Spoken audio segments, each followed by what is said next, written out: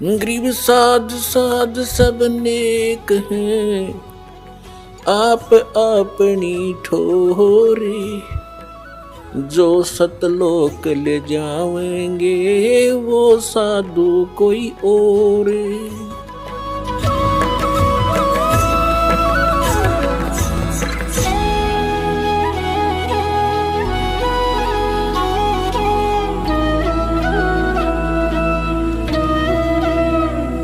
अब जो प्रसंग चल रहा था कि परमात्मा कहते कर्म भ्रम ब्रह्मंड के मैं पल में करहु नेस, और जिन हमारी दुहाई दी सो करो हमारे बेस।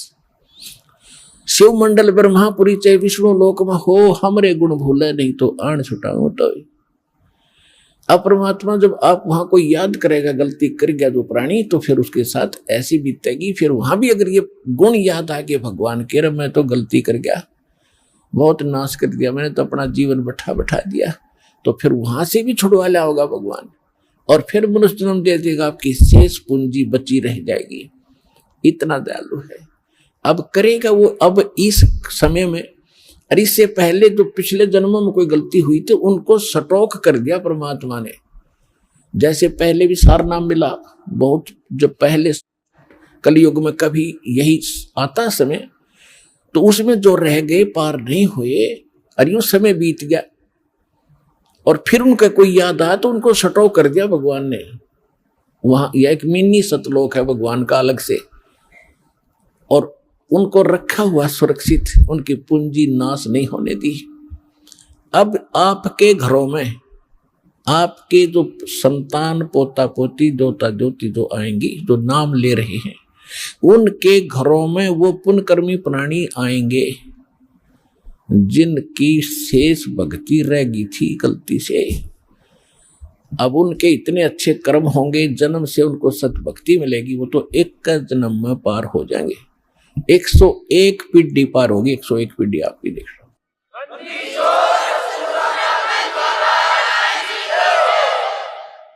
और 101 पीढ़ी पूरा होने में लगभग 1-2 हजार वर्ष अवश्य लगेंगे।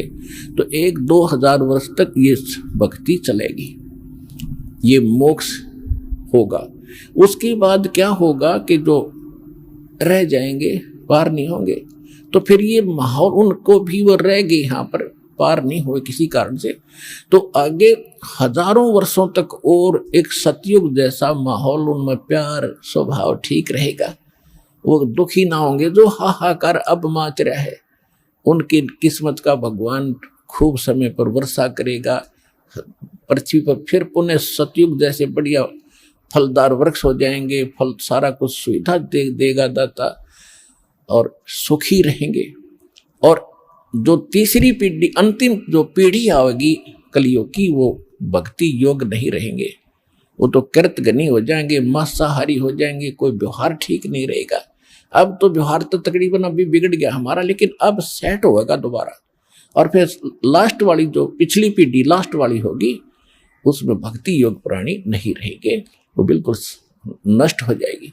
तो उस समय से आने से पहले उसको याद रखना, बुरा हाल हो जाएगा। इस डर से भी आप भक्ति करके यहाँ से निकलो।